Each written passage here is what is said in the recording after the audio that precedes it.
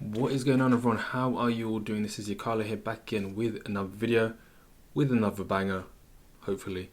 And in today's video, we're going to be doing the usual back to the program market breakdown, several different cryptocurrencies, and also venturing into the NFT world. So sit back, relax, get your coffee, and let's get straight into it.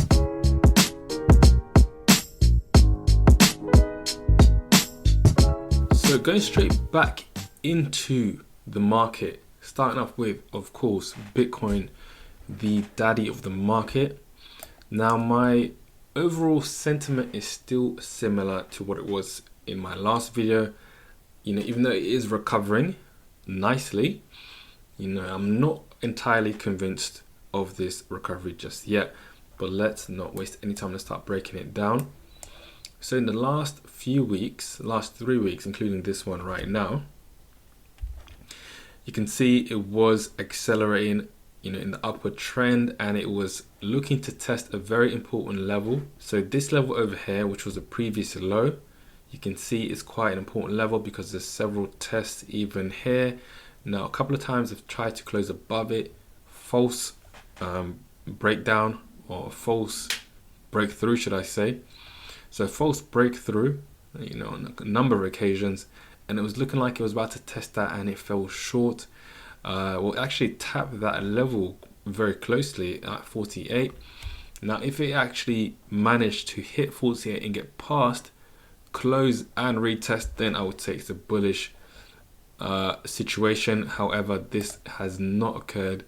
I'll be honest, that was more towards where I was leaning. So it tapped 48, rejected, and then went straight back down. Now, there are levels in support at this current junction, so you can see here perfectly this low at 43 has become support, and also there's a few other tests as well. So this is a relatively significant level, and a few wicks as well. You can see it's tapped. So if it can hold this area, which also seems to be previous high, so if it can hold this area and go back on the up, then that would be a bullish situation. However, if it breaks 43, goes below 42, then it's going to look quite peak, I must say so myself. But this double bottom right here is still underway, so let's see how that continues. Moving over to Ethereum. So Ethereum had a similar kind of W double bottom, although this Eve bottom on the right looks much wider, so it's a bit of a stretch to call it a double bottom, to be honest. But we had a strong trend over here in the last few weeks, much stronger than Bitcoin, and at the moment it is at somewhat of a support level. You can see there's a lot of lows in these areas, so it's in good company right now. So if we can hold this area and build on it, then potentially we could see a break towards 3900. However, of course, that's close to the previous high, so at the moment that might be quite a big ask. It will need a big injection of liquidity for that to happen, like a massive bullish event, to say the least. So let's see. I'd say if it can hold 3000, very bullish. And also if it can hold even above that 3,200, which is where it is right now. At the moment, there's a small week, so it's not really showing much of a rejection. So it's not looking too bullish at the moment. Now, these are some of the projects that are looking relatively bullish, I would say. One, I would say a bit of a wild card is XRP. XRP's definitely had probably the, insignificant years, even though they was a massive push right here in August. That was a big kind of jump. This was April. Okay, apart from that, since then it's been downhill, clear downtrend. If it can break this long-term counter trend line, if we can break that, I'll say wild card, especially with the whole SEC case, with that being on its radar for the last 12 months and being the big thing that's been dealing with. If it can beat that case, potentially we could see a massive run up for XRP. I think that's my wild card at the moment. Moving over to some of the other projects that are holding up well. I would say Atom Cosmos, compared to a lot of the other projects, even it had a late surge in January, equaling its all-time high. Double top, not very good. However, it hasn't lost too much value compared to a lot of the other cryptos. So from the top, it's lost about 37%, which is relatively good, So if it can hold, unfortunately it's gone below this top right here. If it can get back above, that'll be bullish. The next level is going to be around $20 to $22. You see massive low right here, swing low. That would be the next level that I'm looking for it to hold and maybe see a reversal. However, it has held decent value compared to a lot of the other cryptocurrencies. So that's positive to see. However, right now it's definitely in a downturn, and then of course the double top as well is not too encouraging. So at the moment it's looking all right, but the signs are looking towards more downside action. The other one, FTT, was looking really good for a while. Even though it's definitely downtrending, you can see there's somewhat of a reversal going. Look, it's looking similar to how Bitcoin is reversing very nicely. The only thing is this could be a rising wedge or a rising channel, and this is a bearish signal. So if this breaks to the downside, oh lord, we could be seeing the mid-20s for sure. So these are the levels to watch out for. Right, so this is going to be support at 35. If it breaks that, it's going to go all the way down to mid-20s. The next thing I wrote down, AVAX. AVAX is looking decent. Very strong community. Had a good year, 2021. Also, a bullish sign. It's got a descending channel going on. Right, not too many tests, but it does look like a descending channel. So if it can break above this $100 area, then we could see maybe another surge similar to this, maybe a small leg, or maybe unlikely to be a large leg, but maybe a small leg like this. You can measure it like so, drag that across. We could potentially see it go to $200. Again, it's difficult in this current climate. It's a lot of, obviously it's a bit of a bearish start to the year, or definitely bearish start to the year. So for any crypto to have a strong push right now, it's very difficult. But it's looking more bullish than Cosmos, I would say.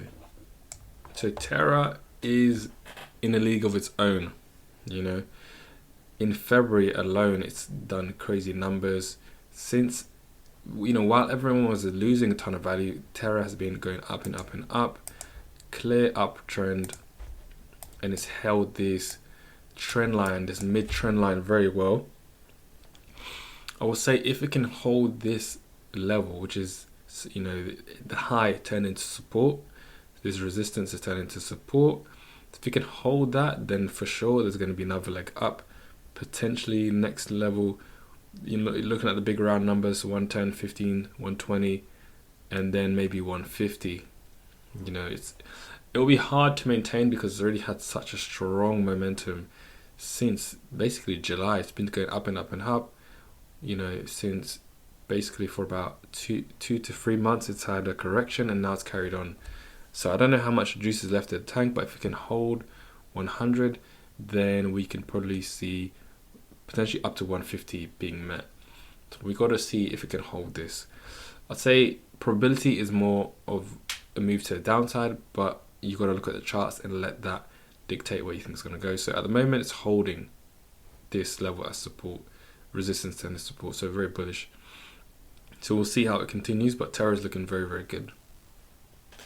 Last but not least, we'll finish with Solana, and then we'll go into NFTs. So Solana had a nice reaction from a lot of value being lost, dropped about 70%, and then bounced at, nothing significant. It was the $80 level, bounced very nicely, gained a lot of value from 80 all the way to 150, which was a big key number. As you can see, I highlighted that last time. Rejected that. Now it needs to hold 115, clear high right here. Now tending support. If we can hold that, then we could potentially see another go at 150 or 145 towards 150, and then go towards 175. If you can't hold that level, right now it's not showing too much of rejection, but it's still staying above. And Sunday will obviously be the weekly close. But if it won't hold that level, then we'd likely to see a drop towards the lower 90s and potentially 80. But it's looking overall, relatively bullish, I would say, because it's lost a ton of value already and has broken this counter trend line. So ultimately, we just need it to close above 80 to create another higher low. That's what we need to see. So Solana is looking good. Nice reaction. Now, I spoke about this in the last video. NFTs, I'm not going to explain it again, but of course, essentially, the digital artwork that you can own, have your own signature on it, your stamp, yours, artwork from the real world, obviously you own it, you keep it somewhere. Artwork on the digital world, with the rise of cryptocurrencies, you can now hold that in your digital wallet. So it's a beautiful thing, and many new innovations are popping up with the technology behind NFTs. And many businessmen, many entrepreneurs are going to use NFTs to further their own business. You've got all these celebrities now that are seeing the value in NFTs and are using it to raise funds, using it to have their own club. If you hold on to my NFTs, you're part of my club, you can do X, Y, and Z. It's a beautiful thing. But what I said last time is still the case. Ethereum, although being the main ecosystem for NFTs, absolutely hundreds of millions are being transacted there, but still the transaction fees are disgusting. Actually, I can't remember last time I used Ethereum because I just get annoyed every time you see like $100 for one transaction. It's just stupid. Hence why other ecosystems are growing and getting stronger, like Solana. I would say Solana is one of the next top ones next to Ethereum in terms of having a strong ecosystem, having a lot of value being transacted.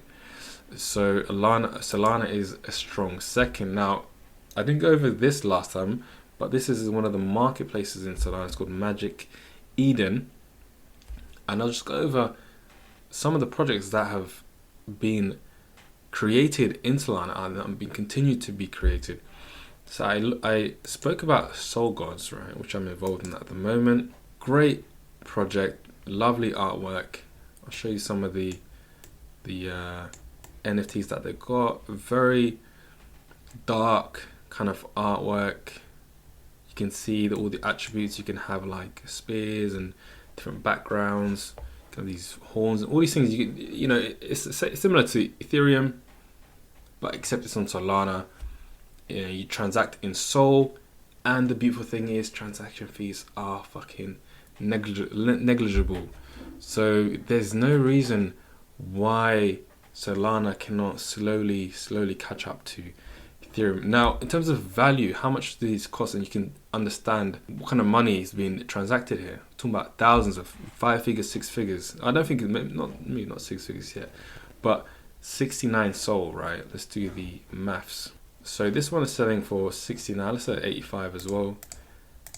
And how much is one? That's 117 for one Solana. So that's a good 10 grand, right? So that's for a lower end Soul God. So this is one of the good projects, and these are some of the highest sales in the Solana ecosystem. So I'm just trying to illustrate that a lot of money is being transacted in the Solana ecosystem, and it's slowly. Now it's still a long way to go to get to Ethereum. Though we're talking about 7-figure, 6-figure, 7-figure transactions with the bathing apes or bored apes, with the obviously crypto punks. But 310 Solana is no joke, right? So that is equivalent to 310, 1117. So that's 36 G's, right? Now that, of course, that's not bored apes level, but that's not a joke either. So it's slowly ramping up, and that's for a Degod. So these projects are gaining traction, These projects are quickly gaining traction, and then there's already been a collaboration with OpenSea, which is Ethereum's marketplace. So good things are coming for for Solana and for the NFT ecosystem within Solana. Now, obviously, I can't leave without mentioning the project that I'm involved in. I'm a little bit biased, just a little bit, not too much, but it's a great project, great artwork based on the artist Cassius Marcellus Coolidge. We've all seen this image of the iconic dogs playing poker, a little bulldog cheating right here with his card, and this even at my workplace, I've got this image in the background, which is funny enough, and you find it everywhere. So this was the inspiration to create these runts, the ROADHOUSE runts, and you've got the 4 breeds: the bulldog, the poodle, the husky, and the rottweiler.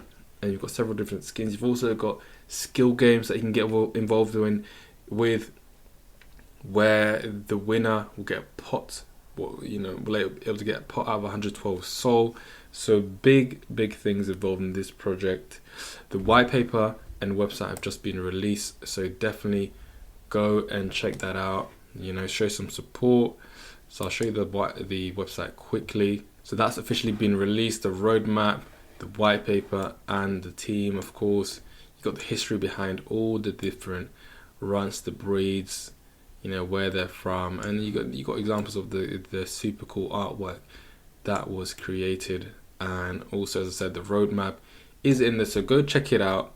It is a great project, hence why I decided to become a part of it. And yeah, go show some support. Even if you don't actually invest in the end, you can just follow the Twitter account and show some love. So that'll be all for this video. I've rambled on enough, so I'll see you in the next one. Peace.